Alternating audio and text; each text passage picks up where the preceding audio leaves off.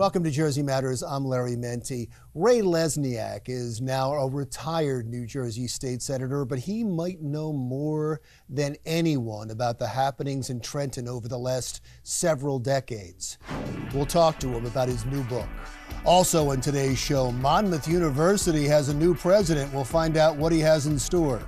And we'll talk to the head of the New Jersey Film Commission about all the new films that'll be shot in New Jersey. Here's Dawn.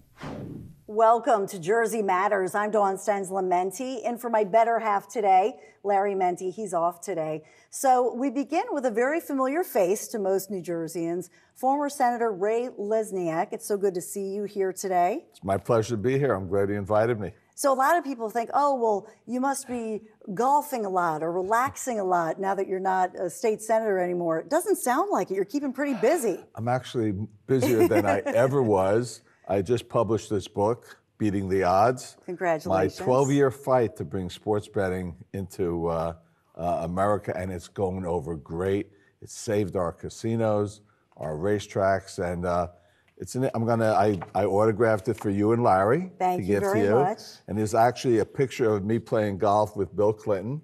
Okay. And he signed my scorecard. Ray, you won, Bill Clinton. How do you like that? You think Donald Trump would ever do that? He probably would. Thank you very much. Okay.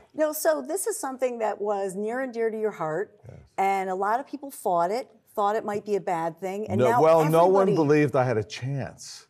Okay. They gave me 5,000 to 1 odds. I wish I were able to place a bet on it, but I lost 8 times in court before we finally got to the Supreme Court and won. And now New Jersey is the sports betting capital of the United States. We've exceeded Nevada. We've gotten back 12,000 jobs in our casinos as a result of it. Our racetracks are staying alive. They were going to close. Many people don't know that New Jersey has more acres of horse farms than any state in the nation. And without the horse racing to feed into that, those horse farms that open space would close and be developed. And we don't need any more of that, particularly here in Monmouth County, Ocean County. So it's helped in many ways.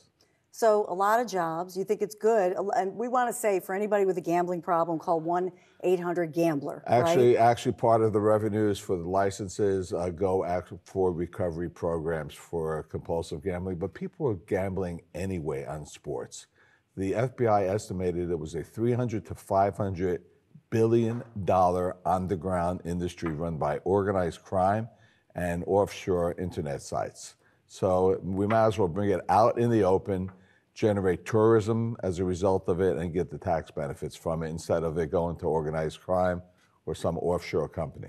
Well, I've talked to so many people who will say, since it's legal, oh yeah, I have an app on my phone, they pay off right away. Yeah. It used to be some company, they couldn't, get their money out once you were signed up. Or when I was growing up, going to the local grocery store to place a bet for my dad, which I did do. Oh my goodness, that's hysterical.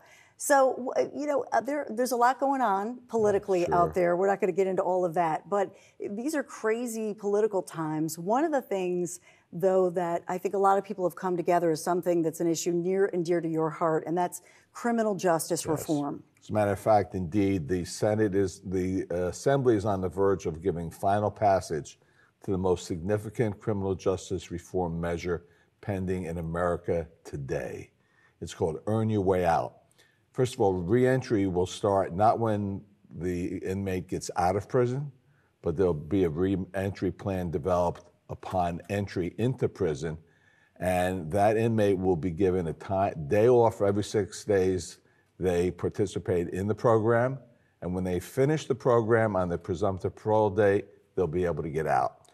It will change the culture of corrections so that we give inmates an opportunity to become better persons when they get out of prison than when they entered. That's the goal. When you look at the history of it, I've done a big story for Jersey Matters on actually Eastern State Penitentiary, which is in Pennsylvania, the first in the world. It was started by the Quakers, and the Quakers ultimately decided it was a bad idea, but when they started it, they would actually cover people when they brought them in. They didn't want to know, they kept no records. They wanted people to actually have penitence, reform themselves, and get out quickly and have nobody know. No, exactly, and that should be, but we've lost sight of that. Yeah, you're sort of tattooed forever or Well, in labeled forever. America, we have 5% of the world's population, but 25% of the world's prisoners. So we're not doing something right. This is going to help do something right, reduce the rate of recidivism, reduce the number of prisons. We can sell some prisons off. We can make millions of dollars off of it. It's a win-win for everyone.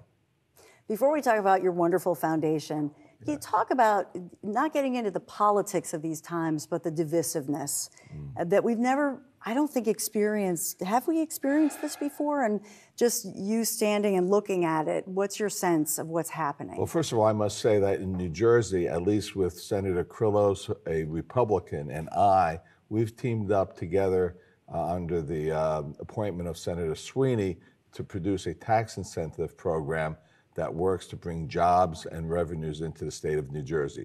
So we're able to bridge that gap, but that's a huge gap for most folks, not only, more so in the United States in Congress. We see it. It's a terrible thing to happen to America. It hasn't certainly happened like this in my lifetime. I mean, I went through the Nixon impeachments, and it was both sides trying to get down to the truth. That's not happening anymore.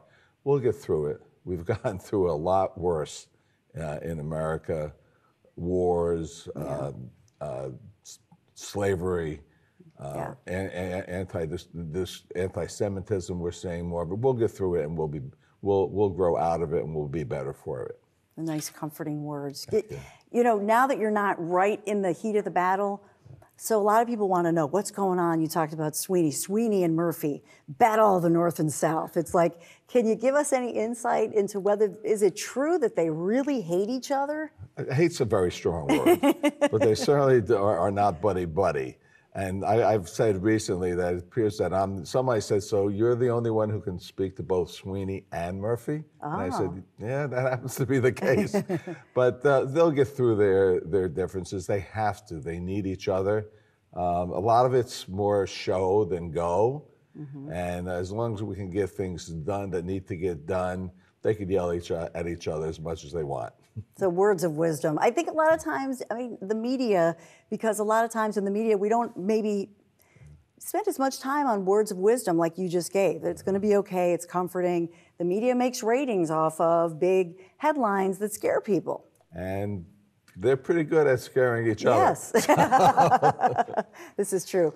Before we go, I do want to talk about the Lesniak Institute. Can you tell us the good things that you're... Well, after 40 years in the legislature, I couldn't just walk away. You just can't walk away from public policy. And I teach a course at Kean University as well on advocacy. And we advocate for the same type of causes that I advocated for when I was in the legislature: environmental protection, LGBT rights, women's rights, criminal justice reform, and most importantly these days in my mind, animal rights, to prevent animal cruelty.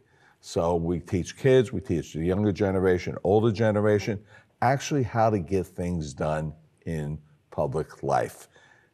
It doesn't exist anywhere in the world. You find out in universities, they study programs and things like that, but they don't teach the young folks or the students how to actually get it done. That's what we do. Oh, thank you so much. Thank you. Senator Ray Lesniak, and founder, I should mention, of the Lesniak Institute. Jersey Matters is coming right back. Monmouth University has a new president. You'll meet him next on Jersey Matters.